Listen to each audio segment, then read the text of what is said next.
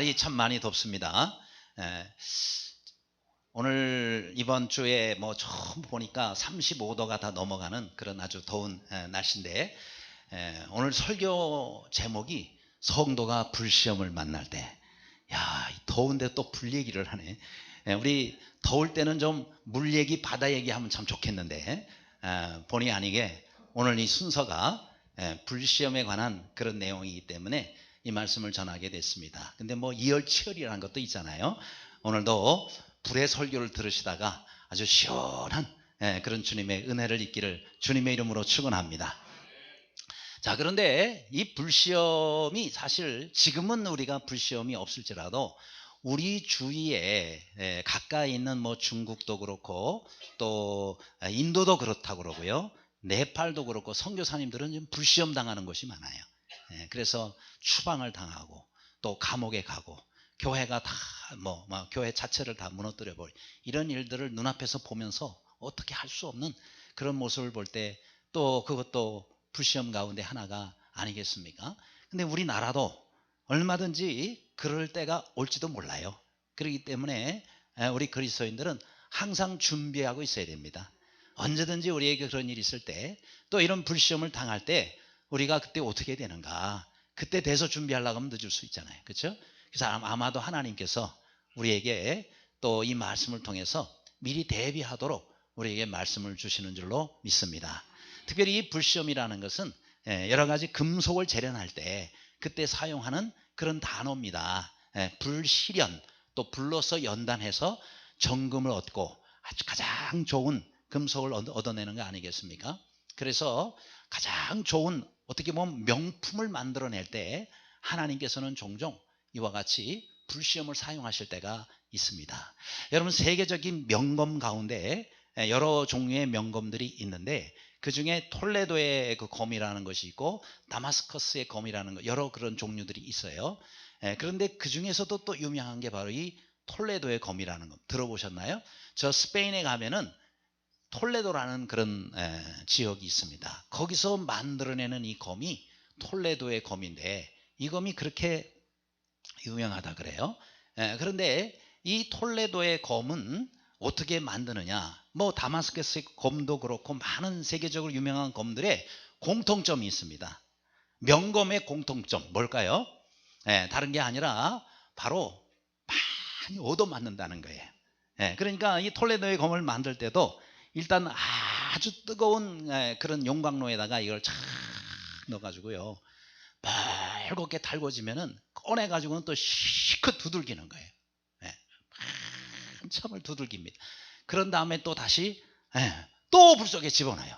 그러고는 또 빨갛게 달궈가지고 꺼내자마자 또 시컷 두들기고, 그 다음에 또 집어넣고 또 꺼내서 또 두들기고, 이거를 무려 7차례를 한대요. 야, 그러니 말이죠, 얼마나 참 그렇게 뜨거운 불에 고생하고 나와서는 또 얻어맞고 또 그렇게 합니다. 그래서 만들어지는 검이 톨레도의 검이라는 거예요. 근데 이 검은요, 우리 여성들이 쓰는 그런 비단이 실크 그 손수건을 공중에다가 탁 던지고 이 칼로 촥 하면은요 그냥 반이 딱 잘라진대요. 그렇게 날카롭대요. 그리고 또 이 톨레도의 검은 이 손잡이하고 칼끝을 이렇게 구부려가 하면 닿는데요. 여기에 칼끝이 이렇게 휘어져 가지고 닿는데 그럴 정도로 부드럽대요. 그러니까 부드러우면서도 그 다음에 날카롭고 강하고, 이야, 이런 명검이 이렇게 많이 불 가운데서 불시험을 당하며 얻어맞을 때에 만들어진다. 그러니까 우리가 알아야 될 것은 하나님께서 우리를 정말 명품 인생으로 만드시기 위해서 어떨 때는 우리에게 이렇게 계속되는 불시험을 주실 수 있다. 아멘.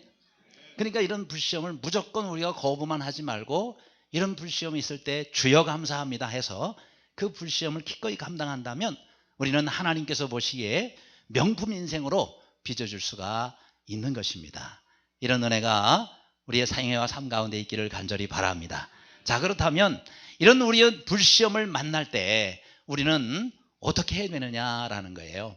오늘은 4가지 이런 것들을 하지 말아야 된다라는 것을 관점에서 한번 같이 보도록 하겠습니다. 자, 먼저 첫 번째는 이런 불시험을 당할 때 이상히 여기지 말아야 된다. 12절입니다. 사랑하는 자들아, 너희를 연단하려고 오는 불시험을 이상한 일 당하는 것 같이 이상히 여기지 말고 라고 말씀하고 있습니다. 왜 나한테 이런 시험을 당해? 라고 이상히 여기지 말라라는 것인데, 이것을 원문으로 보면은 조금 더 뜻이 우리에게 좀 자세히 다가와요. 자, 이상히 여기다라는 것은요, 무슨 뜻이냐면, 마비될 정도로 큰 충격을 받지 말라는 거예요. 고난이 내게 올 때에, 불시험이 내게 올 때에 도대체 이런 고난이 나한테 왜 오는 거야?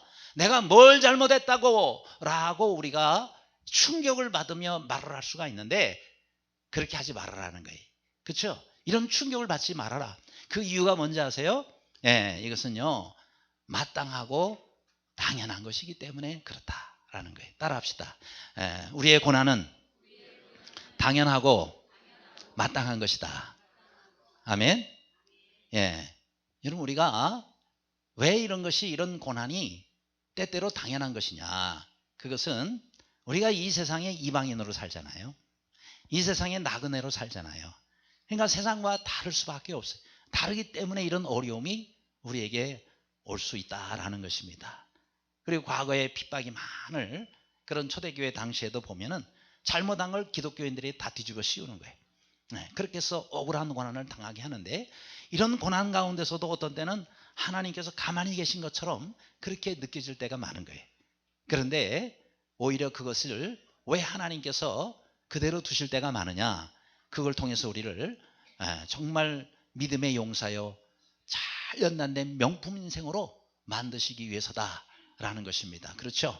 그러므로 여러분, 우리는 이런 고난을 우리가 당하게 될 때에 우리 하나님께서, 하나님이 도대체 무슨 뜻을 가지고 무슨 목적으로 나를 어떻게 만드시려고 이런 불시험을 내게 주시나 묵상할 때에 주님의 응답이 있는 것입니다. 아무쪼록 우리 하나님께서는 절대 공짜로 헛되이 우리를 이렇게 고생하게 하시고 불시험 가운데 인도하지 않는다라는 것입니다. 여러분, 저 미국과 캐나다 쪽에 로키 산맥이라고 있습니다. 그런데 거기에 해발 3,000m 이상 지역을 수목 한계선이라 그래. 그러니까 웬만한 나무들이 그 조건에서 살기가 어렵다라는 거예요. 근데 거기에 가면은 바로 이런 나무들이 있는 거죠. 그렇죠? 이 나무가 얼마나 추위와 그 다음에 또 강한 비바람으로 그렇게 고생을 했으면 나무가 저렇게 휘어져 가지고 마치 깃발처럼, 그렇죠? 세워져서 저기가 깃발처럼 저렇게 됐겠느냐. 그래서 깃발나무라고 별명을 붙였다. 그러니까 저런 나무들은 정말 보기에도 흉하고 정상적인 나무의 모습은 아니죠. 그런데 저 나무가요, 대단한 나무인 거예요. 왜냐하면은 여러분, 우리가 보통 바이올린이나 첼로라든지 이런 현악기를 사용할 때 이 악기의 생명, 공명을 울려주는 겁니다. 근데 이 공명을 울리는 그 재료로 저런 나무가 쓰인다는, 기가 막힌 공명이 일어난다는 거예요. 그렇기 때문에 보통 일반적인 나무로는 그런 공명이 날 수가 없다. 저런 비바람과 추위 가운데서 고생해서 나무가 저런 모양이 됐을 때 저 재질이야말로 최고의 공명을, 제가 글을 읽어보니까 표현을 그렇게 했대. 천상의 공명이라. 천상의 공명을 일으키는 그 나무의 재질은 저런 나무에만 된다는 거예요. 그러니까 우리가 하나님께서 우리를 사용하시기 위해서 정말 아름답고 복된 그런 인생으로 우리를 만드시기 위해서 어떨 때는 이렇게 정말 인간의 한계에 참 도달하는 그런 불시험을 허락하실 때가 있다라는 거예요. 그런 시험이 혹시라도 우리에게 올지라도 그런 모든 시험에서 늘 승리하는 여러분 되시기를 간절히 바랍니다. 여러분, 우리가 수년 전에도 우리가 교회에 이달의 추천도서에서 읽기도 했지만, 닉 부이치치라고 아시죠? 사람이 전쟁을 겪거나 또 아니면은 또 테러를 당하거나 이런 일이 있을 때에 외상후 현상들이 일어나는 거예요. 정신과 의사에 의하면 사람은 이런 아주 충격이나 어려운 일을 당했을 때 트라우마라는 게 생기죠. 그런 이 트라우마가 생길 때에 세 가지 현상으로 나타난다는 겁니다. 보통 일반적으로는 이런 일을 당하고 6개월 정도 지나면은 보통은 정상으로 회복이 된대요. 근데 이것은 어떻게 강하게 받았거나 또 개인에 따라서 이것이 다양하게 나타난다. 한 종류는요, 외상 후 회복으로 그냥 가서 그냥 회복되는 그런 경우들이 많고, 또 하나는 외상후 스트레스 장애. 그 때문에 참 고생하면서 평생을 걸쳐서 이것이 이 사람에게는 큰 상처로 남는 경우도 있고, 또 어떤 경우는요, 외상 후 성장의 과정을 거치는 경우가 있대요. 외상 후 성장. 그건 뭐냐면은 이런 어려움을 겪고 난 다음에 이 사람이 오히려 더 한 단계 업그레이드 돼가지고 더 성장한 모습을 보이는 경우가 있다는 거예요. 이 외상 후 성장의 가장 대표적인 인물로 바로 닉 부이치치를 꼽습니다. 자, 이 닉 부이치치가 쓴 다음 책을 또 보여주면, 우리 전에 우리 이달의 추천 도서로 했던 거죠. 플라잉이라는 거. 자, 그런데 이 닉 부이치치는 그야말로 팔다리 없고, 그렇죠? 양쪽 팔 다 없고, 다리도 두 개가 다 없어요. 자, 인간적으로 생각하면 얼마나 불행한 그런 모습입니까? 근데 이 사람은요, 유머가 넘치고 늘 감사와 긍정의 에너지가 넘치고 열정이 또 얼마나 대단한지 몰라요. 그렇죠? 저런 몸을 가지고 못하는 게 없을 정도로 뭐든지 자기가 도전을 해서 저 사람 때문에 자살하려고 살아가는 사람이 얼마나 많고, 그렇죠? 낙심했다가 소망을 간 사람이 얼마나 많습니까? 그런데 이 사람의 얼굴을 보면 항상 해피한 얼굴이 아닌 적이 없는 것 같아요.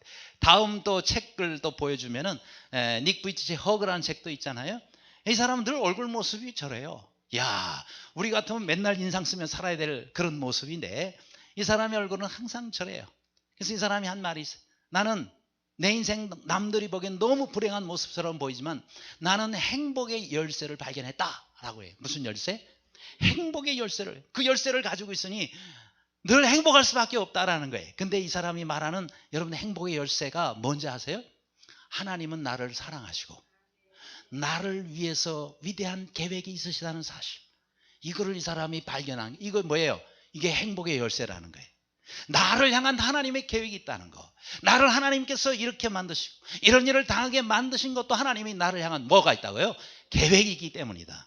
여러분, 닉 부이치치 저런 모습도 하나님이 계획을 가지고 계시다면 우리는 얼마든지 하나님께서 우리를 더 영광스럽게 쓰실 수 있는 그런 계획이 있다는 거 아니겠습니까? 그러므로 여러분도 다 행복의 열쇠를 다 손에 가지신 분이에요. 다만 내가 가지고 있는 게 행복의 열쇠라는 사실을 모르고 있기 때문에 우리는 언제든지 불행하게 생각하고, 왜 내 인생이 이렇게 꼬여, 나는 왜 이런 게 없어, 나는 왜 이런 걸 못해 라고 살면서 우리는 하나님이 주신 행복의 열쇠를 가지고 행복한 삶을 사는 게 아니라 오히려 불행의 길로 걸어가고 있더라 라는 사실입니다. 그렇죠? 그러므로 우리는 늘 우리 자신을 하나님께서 왜 만드셨고 또 어떤 목적으로 만드셨다는 걸 알고 하나님의 뜻을 발견하며 늘 주님 안에서 이렇게 행복한 삶을 사는 저와 여러분 되시기를 주님의 이름으로 축원합니다.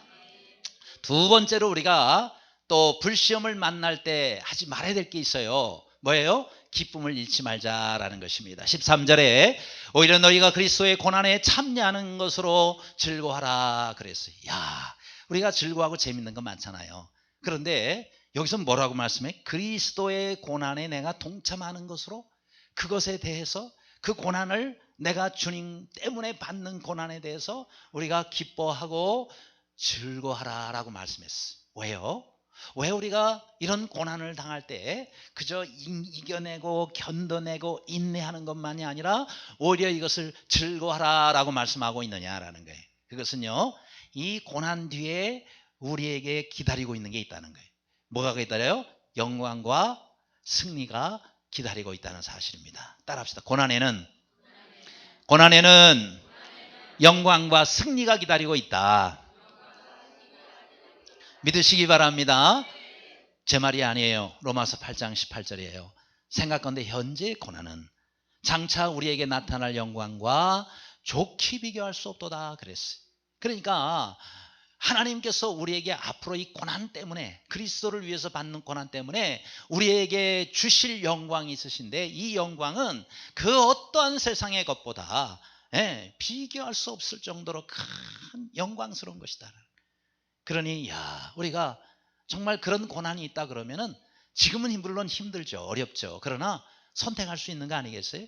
내가 앞으로 이런 고생 좀 하면, 내가 요 고생 몇 년 하면 앞으로 내가 어마어마한 돈을 벌 거다. 그러면은 그 고생이라고 생각 안 합니다. 그렇죠? 몇 년 내가 죽으라고 고생해서 앞으로 내가 이렇게 많은 돈을 버는데 라고 생각한다면 얼마나 수많은 사람들이 그 일을 뛰어들겠어요. 그런데 우리가 주님을 위한 썩지 아니하고 그 다음에 정말 쇠하지 아니할 그런 더 큰 영광, 이런 영광을 위해서 몇 년의 고난을 참으라 그러면 나이 고난 안 받아 라고 우리가 생각할 수 있다는 것이죠. 아닙니다. 여러분, 하나님께서 우리에게 주신 이 고난은요 정말 영광스러운 것이다 이 말이에요. 그것을 우리가 알면 지금의 고난은 고난이 아니라는 거예요. 왜요? 앞으로 우리에게 주실 그 더 놀라운 하나님의 은혜가 있기 때문에. 그렇죠? 그리고 여기 본문에 기뻐하고 즐거워하게 한다 그랬죠.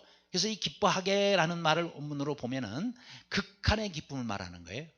이 기쁨의 정도가 그저 그냥 잠시 기뻐하다가 사라지는 기쁨이 아니고 얼마나 기쁨이 크고 여기 나온 대로 지속되는 기쁨인지 극한의 기쁨이라고 표현합니다. 그러니까 지금의 받는 고난에 비해서 우리가 앞으로 받을 기쁨과 영광은요 비교할 수조차 없는 거예요. 그러니까 이런 고난은 기꺼이 우리가 감당하고 참을 수 있는 것이 아니냐라고 말씀하고 있는 것입니다.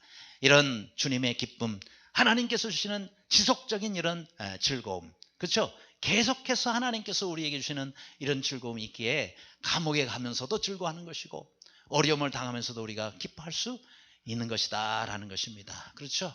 그래서 우리가 정말 아무나 하나님이 주시는 영광은 아닌데 순교의 영광도 있잖아요. 이런 순교의 순간에도 기뻐하며 감사할 수가 있는 겁니다. 여러분, 기독교 역사상 2000년 기독교 역사에 최초의 순교자는 스데반입니다. 그런데 우리나라 150년 기독교 역사의 최초의 순교자는 바로 토마스 선교사예요. 토마스 선교사. 자, 이 토마스 선교사는 영국 출생입니다. 영국의 웨일즈 지방에서 목사님의 둘째 아들로 태어나요. 그런데 어릴 때부터 총명하고 공부를 잘했는가 봐요. 그래서 영국의 옥스퍼드 대학에서 의대에서 장학생으로 오라고 그렇게 초청을 받아도 거기를 안 가요. 그걸 거부하고 어디로 갔느냐, 자기 아버지가 공부한 런던 대학의 뉴 칼리지, 거기서 신학을 공부를 해요. 그리고 20대 초반에 이제 목사 안수를 받게 됩니다. 그러고는 선교의 비전이 있었던지라 바로 선교사로 떠나요. 어디로? 중국 상해로 가게 됩니다. 그래서 이제 아내와 결혼해서 갔는데 불행히도 거기서 아내가 죽습니다. 그래서 이걸 어떻게 해야 되나? 그런데 그런 상황 가운데 거기서 조선인 2명을 만나요. 조선인 2명을 만난 이 조선인 2명이 조선에 대해서 설명을 하는데 이 조선에는 캐톨릭 신자가 그 당시 한 5만 명쯤 있었다 그래요. 근데 개신교가 들어간 적도 없고 한 사람도 믿는 사람이 개신교도가 없다는 사실을 알고 바로 이 토마스는 한국에 선교사로 갈 것을 거기서 결심합니다. 그리고 본국에 얘기해서 선교사 파송을 받게 돼요. 물론 이제 그 전에 잠시 방문하면서 성경책을 한 200번을 돌리기도 하고, 이제는 이제 내가 제대로 선교를 해야 되겠다. 그래서 이제 상선을 타는데 바로 이 배입니다. 이 배가 제너럴 셔먼호라는 거예요. 그 유명한. 이 배에 타서 여기서 통역관으로 있으면서 그러면서 한국에 도착을 하게 됩니다. 근데 그 당시에 대원군이 집권하고 있었을 때 강력한 외국인들에 대한 거부 그런 정책을 가지고 쇄국 정책을 펼치니 외국 배가 뭐 와서 무역하자, 이건 뭐 시도 안 먹히는 거예요. 그런데도 불구하고 대동강으로 들어오다가 불의 공격을 받아가지고 이 배가 좌초를 하게 됩니다. 그래서 물에 빠지면서 토마스 선교사가 2건 중에 한 건은 이렇게 그 육지 쪽으로 던지고 한 건은 품에 안고 물속에 이제 뛰어드는데 결국은 생포가 됩니다. 생포가 돼가지고 이렇게 여기에서 처형을 당하게 돼요. 참수죠. 목이 잘리는 참수를 당할 때에, 이때에 자신이 가지고 있는 이 성경책을, 자신을 여기 지금 앞에서 목을 치는 저 사람 이름이 박춘권 씨예요.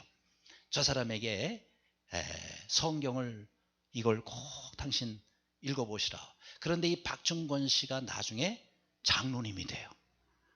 10년 후에 장로님 돼요. 이분이 표현이 뭐냐면은 토마스 선교사가 그때 나한테 죽어가면서 성경을 줄 때에 환한 얼굴로 웃고 있더라는 거예요. 그러니까 우리가 정말 마지막 이 선교의 그 순간에도 주님의 은혜 가운데 있는 사람은 이렇게 밝은 얼굴로 웃으며 복음을 전할 수 있는 것입니다. 그렇죠? 우리가 기쁨을 잃지 말아야 되는 것이, 우리 하나님께서는 이런 순간에도 역사를 하시는 거예요. 그래서 이 박중권 씨가 이 토마스 선교사의 목을 쳤지만은 하나님이 그 영혼을 변화시키셔서 교회 장로님이 되게 하고요. 또 토마스 선교사가 나눠준 이 성경들을 가지고 많은 사람들이 예수님께 돌아와요. 그리고 교회를 여러 사람들이 세우게 됩니다. 그 성경 때문에. 또 어떤 사람은 토마스 선교사가 준 성경책을 막 이런 책이 어디서 막 찢어버렸는데 바로 그 사람이요 나중에 회개를 하고 자기 집을 믿는 사람들의 예배 처소로, 딴 데서 모이지 말고 우리 집에서 예배를 드리세요. 그래서 예배 처소로 그렇게 제공을 하기도 하고 많은 열매들을 그 뒤에 맺게 됩니다. 이 토마스 선교사의 그 순교로 말미암아 여러분 평양이 변화가 되는 거예요. 그래서 하나님께서는 이 평양을 동양의 예루살렘으로 만들어 주시고, 그 당시에 전국에서 가장 믿는 사람들이 많았던 곳이 바로 평양이고, 그리고 평양 대부흥운동 1907년 대부흥운동에 바로 첫 단추 역할을 한 것이 바로 토마스 선교사의 바로 그 순교였다라는 것입니다. 그래요. 우리 교회에 지금 여기에는 3부 때 아마 오시겠군요. 이준우 집사님, 그분이 작년에 바로 영국의 웨일즈 토마스 선교사가 태어난 바로 그 섬기던 그 교회에 가서 거기서 선교 여행을 가서 연주회를 하고 그리고 많은 은혜를 끼치고 오셨다는 간증을 들었거든요. 그래요. 여러분, 우리는 많은 선교사님들의 빚을 진 사람들이에요. 이제 우리는 그 빚을 갚아야 되겠죠. 빚을 갚고 또 주님께서 주신 이 은혜에 이런 믿음 생활을 하면서 항상 기쁨을 잃지 말고 항상 감사하면서 우리의 불시험을 대비하는 모두가 되시기를 간절히 바랍니다. 세 번째로 불시험을 당하면서 우리가 하지 말아야 될 것이 있어요. 뭐냐? 악행으로는 고난받지 말자. 15절에 너희 중에 누구든지 살인이나 도둑질이나 악행이나 남의 일을 간섭하는 자로 고난을 받지 말려니와 라고 말씀하고 있습니다. 여러분, 우리가 고난을 받을 때 고난에도 종류가 있어요. 고난 가운데서 우리가 피해야 될 고난이 있습니다. 무슨 고난? 내가 잘못함으로 인해서 받는 고난. 그죠? 그런 고난은 우리가 받지 않도록 해야 된다라는 것입니다. 그렇잖아요?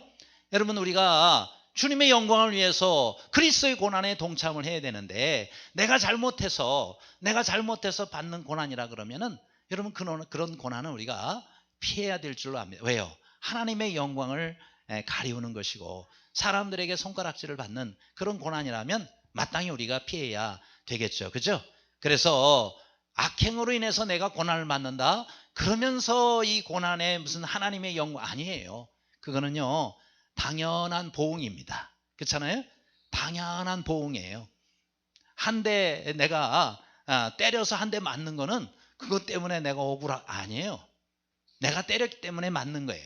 당연한 보응이 되는 것입니다. 그런 고난은 할 수 있으면 우리가 받지 말아야 되겠죠. 그렇죠? 이런 고난은 우리에게 사실은 가치가 없는 그런 고난이겠죠. 우리 하나님께서는 정말 값 있는 고난을 우리가 받기를 원하십니다. 여러분, 저 이집트에 가면은 이집트에 아주 유명한 교회가 하나가 있어요. 바로 동굴교회라는 겁니다. 모카탐이라는 그런 지역에 동굴교회가 있어요. 겉으로 보니까 벌써 동굴처럼 생겼죠. 바위 산을 깎아가지고 이 교회는 교회를 넓히려면요 간단해요. 바위만 계속 깎으면 돼요. 그러면 교회가 자꾸 우리 교회는 어디 깎을 수도 없고 늘릴 수도 없고 그렇게 되는데 여기는 계속 깎으면 되는 거예요. 그런데 모카탐이라는 말이요, 이게 그 마을의 이름이에요. 그 마을 이름이 모카탐이기 때문에 모카탐 교회입니다. 그런데 이 모카탐이라는 마을 이름이 이 교회 때문에 생겼대요. 이 교회 때문에 모카탐이라는 지역 이름이 생겨요. 도대체 이 모카탐이라는 말의 기원이 뭐냐? 이 말의 뜻은요, 뚜벅뚜벅이라는 뜻이에요. 뚜벅뚜벅이 무슨 소리죠? 우리 남자들이 구두 신고 걸어갈 때에 뚜벅뚜벅 걸어간다 그래요. 꼭 그런 의성어라고 봐야 되겠죠. 자, 이게 바로 이 모카탐 동굴교회 모습이야. 좌석만 15,000석이라 그러니까 12만 명이 모인대요. 그래서 아프리카에서 가장 많은 성도들이 모이는 교회가 바로 이 이 모카탐 동굴교회예요. 그런데 왜 이 교회가 동굴에서 모이게 됐고, 또 왜 이 교회가 이렇게 또 모카탐이라는 이름을 사용하게 됐느냐? 그 이유는요, 이런 이집트가 640년 주후 640년에 이슬람화가 됩니다. 이슬람 정권이 그 정부를 이제 장악을 하게 돼요. 그러면서 949년에 979년에 어떤 일이 일어나냐면은 거기에 알뮤즈라는 사람이 전체 그 정권을 잡게 됩니다. 그 칼리프라 그러죠. 그래서 이 사람이 당시에 애굽의 기독교 지도자인 아브라함이라는 사람, 성경에 나온 아브라함하고 이름이 같죠. 당시에 그 이집트의 기독교 지도자의 이름이 아브라함이었어요. 그 아브라함이라는 사람을 잡고서는 이렇게 얘기를 합니다. 뭐라고 하냐면 마태복음 17장 20절 말씀이에요. 자, 이 말씀 우리가 잘 아는 말씀이죠. 진실로 너에게 이르노니 만일 너에게 믿음이 겨자씨 하늘만큼만 있어도 이 산을 명하여 여기서 저기로 옮겨지라 하면 옮겨질 것이요 또 너희가 못할 일이 없으리라. 하나님 말씀 맞죠? 이 말씀을 바로 그 알뮤즈라는 칼리프가 이 말씀을 인용하면서 기독교 지도자인 아브라함에게 너희가 이것이 성경 말씀인데 믿느냐? 믿습니다. 너희가 믿으니 그 신이 살아계심을 보여라. 그리고 앞으로 내가 너희들에게 일주일을 주겠다. 일주일 동안 지금 저 보이는 바위산이 저쪽으로 옮기지 않아지면 너희들이 믿고 있는 신은 가짜 신이요 그리고 너희가 가짜 신을 믿으니 너희를 처형하리라. 그러면서 산이 일주일 동안 저쪽으로 안 옮겨지면 다 죽이겠다 그러는 거예요. 그러고는 일주일을 주고 갔습니다. 야, 기가 막힌 거 아니겠어요? 그래서 이 아브라함 그 지도자가 간절히 하나님 앞에 살려달라고 기도를 하는데 하나님께서 그런 음성을 들려주시더래. 지금 밖으로 나가서 지나가는 사람에게 도움을 청하라. 그렇게 말씀하시더래. 얼른 뛰쳐나가니까요. 한 사람이 지나가요. 근데 그 사람 이름이 바로 시몬이라는 사람이에요. 구두수성공입니다. 평신도예요. 근데 이 구두수성공 이 사람을 붙잡고 하나님께서 당신에게 도움을 청하라고 합니다. 근데 이 사람이 어떤 사람이냐면은 구두수성공이니까 늘 구두를 수선하고 있잖아요. 그런데 한 번은 어떤 여성이 구두를 고쳐달라고 왔는데 그 여성의 앉아있는 허벅지를 보게 된 거예요. 그럼 거기서 음욕이 생겼대요. 그리고 돌아가고 난 다음에 하나님 제가 어떻게 하나님 앞에서 또 이런 음욕을 저질 그러고는요 쇠꼬챙이로 자기 눈을 찔러버렸어요. 그래가지고 눈이 실명이 된 사람이에요. 그러니까 참 하나님을 정말 제대로 믿으려고 하는 신실한 사람인데 이 사람이 그렇게 지나가고 있었는데 그 사람을 붙잡고 도와달라. 제가 뭘 도울 수가 있겠어요. 전 능력도 없고요. 아무것도 할 수 있는 게 없어요. 그런데 기도하면 하나님이 이 말씀대로 역사해 주시지 않겠습니까? 그러면서 같이 기도하자 그러는. 그래서 같이 붙잡고 간절히 둘이 기도를 하는. 근데 일주일 동안 아무 일이 안 일어나더래요. 근데 마지막 날 이 칼리프가 군대를 이끌고 기독교인들을 전부 죽이려고 말 타고 오는데 말이죠. 그때 말이에요. 그 바위산이요. 굉음을 일으키면서 산이 일어서더래요. 일어서더니 산이 움직이기 시작해가지고 그러고는 그 칼리프가 말한 그곳으로 산이 옮겨지더래요. 할렐루야. 얼마나 놀라운 일입니까? 그렇잖아요. 이런 경우에는 하나님이 직접 역사하시는 거예요. 그런데 그때 이 산이 갈 때 뚜벅뚜벅해서 걸어갔다. 그래서 뚜벅뚜벅의 모카탐이란 말이 그래서 생기게 된 거예요. 산이 걸어가는 그 음성을 뚜벅뚜벅이라는 걸로 해서 그렇게 이제 만들어지. 근데 그 당시에 무슬림들, 이슬람 믿는 사람들이 그 광경을 동네 다 봤잖아요. 보고는 이 사람들이 전부 회심을 했어요. 그래서 다 그리스도인이 돼버리고요. 그리고 죽이러 왔던 사람들이 놀래가지고 당신들이 믿는 하나님은 참으로 진정한 하나님. 그러고는 그냥 가버렸어요. 여러분 이런 역사가 바로 여기서 일어나게 된 것입니다. 그렇습니다. 여러분 우리 하나님은 말씀의 하나님이세요. 사람의 상식으로 움직이시는 하나님이 아니라 상식을 초월하시는 우리 하나님의 능력임을 우리가 알고 우리가 이런 고난과 어려움 가운데서도 정말 기쁨을 잃지 않고 또 우리가 악행함으로 고난을 받는 것이 아니라 선을 행함으로 고난을 받을 수 있는 우리 모두가 되시기를 주님의 이름으로 축원합니다. 끝으로 우리가 이렇게 불시험의 때에는요, 또 한 가지 하지 말아야 될 것이 있어요. 그것이 부끄러워하지 말자라는 것입니다. 뭘요? 내가 그리스도의 이름으로 고난받는 것을 부끄러워하지 말자는 거예요. 16절에 만일 그리스도인으로 고난을 받으면 부끄러워하지 말고 도리어 그 이름으로 하나님께 영광을 돌리라 라고 말씀했어요. 무슨 이름? 그리스도의 이름으로. 그렇죠? 여러분, 우리가 여기에 단어와 그리스도인이라는 단어가 나옵니다. 이 그리스도인이라는 단어 어디부터 시작해요? 네, 바로 안디옥에서부터 시작이 됩니다. 안디옥, 이방인의 교회예요. 그 안디옥 교회가 최초의 이방교회, 그때에 여기서부터 복음이 얼마나 땅끝까지 퍼지게 되고 또 거기서 바울과 바나바가 파송이 되면 전 세계로 교회가 뻗어나가게 된 바로 그 시작이 어디예요? 네, 바로 안디옥 교회입니다. 근데 그 당시 그리스도인이다라는 이 말은 원래 좋은 명칭으로 쓰인 것은 아니에요. 그렇죠?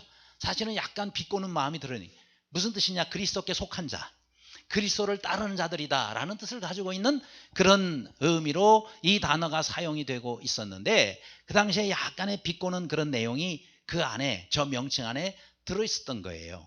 오늘날 우리나라에서 이 표현과 비슷한 표현을 쓰다면 예수쟁이입니다. 예수쟁이 들어보셨죠? 누구는 우리 예수쟁이들 말이야 그러면 우리 되게 화가 나죠. 그렇죠? 예수쟁이라는 한 그 말에 대해서는 쟁이라는 말이 그렇게 높인 말이 아니란 말이죠. 그런데 제가 이렇게 정기적으로 한 달에 한 번씩 어떤 목사님이 칼럼을 저한테 보내줘요. 그런데 오늘 제가 일부 예배 마치고 가서 이렇게 그 칼럼이 우편으로 와 있길래 보니까 거기에 본인에 대해서 표현을 했어요. 나는 행복한 예수쟁이 이렇게 쓰셨더라고요. 행복한 예수쟁이. 그런 생각이 들어요. 맞다. 여러분, 우리가 예수쟁이라는 말을 듣기가 싫어하지만은 여러분 제대로 예수쟁이가 되면 행복해요. 어설프게 예수쟁이가 되면 욕만 먹어요. 그렇죠? 어설프게 예수쟁이가 되면 욕만 먹는다니까요. 가는 데마다. 근데 정말 제대로 예수쟁이가 되면은 우리는요 정말 행복한 인생을 살 수가 있습니다. 따라합시다. 예수쟁이가 되려면 제대로 예수쟁이가 되자. 어설프게 예수쟁이가 되니까 손가락질 받고 그러죠. 우리가 정말 예수쟁이가 돼야 돼요. 그렇죠? 그래서 예수쟁이인 것을 우리가 부끄러워할 것이 아니라 오히려 어떤 사람은요 예수쟁이가 안 된 것을 우리가 부끄러워해야 돼요. 미왕에 믿으려면 한복판에 들어가서 믿어야 되고 제대로 된 예수쟁이가 돼야 우리는 정말 하나님께서 주시는 복과 행복 가운데 살 수가 있는 것입니다. 그렇죠? 그래서 우리보다 더 부끄러워야 될 사람, 그런 사람들이 하나님께서 주시는 은혜를 알아보지 못하고 우리에게 생명을 주셨는데 그 생명에 대해서도 감사하지 못하고 죄악 가운데 살면서 사망으로 달려가는 회개치도 않는 이 사람들이 더 부끄러워야 될 거 아니겠어요? 왜 그렇게 살려고 하고 우리를 구원하시고 우리 가운데 하나님께서 날마다 베푸시는 그래 감사한 우리가 왜 부끄러워야 되느냐 이 말이에요. 그렇잖아요? 왜 부끄러워야 됩니까? 오히려 이런 사람들이 부끄러워해야 되지 않겠느냐 말이에요. 그렇죠? 우리는 때에 따라서 치욕을 받을 때도 있어요. 그렇죠? 여기 나온 대로 그리스도의 이름으로 치욕을 당할 때 우리의 반응이 뭐예요? 성경은 말씀합니다. 너희가 정말 복 있는 자로다. 그렇죠? 예수 그리스도의 이름으로 치욕을 받을 때 우리가 복 있다는 사실을 우리가 알아야 되는데 치욕을 당할 때는 얼굴을 가리고 도망갈 것을 찾고 숨는다 그러면 이 복도 우리를 향해서 숨어버릴 거 아니겠습니까? 그렇죠? 그래서 그 다음 글을 보여주면은요, 여러분 치욕은 하나님 앞에서는 치하로 바뀐다. 따라합시다. 치욕은 치하로 바뀐다. 세상에서는 우리에게 치욕을 주지만은 그러나 하나님께서는 그 치욕을 전부 치하로 바꾸십니다.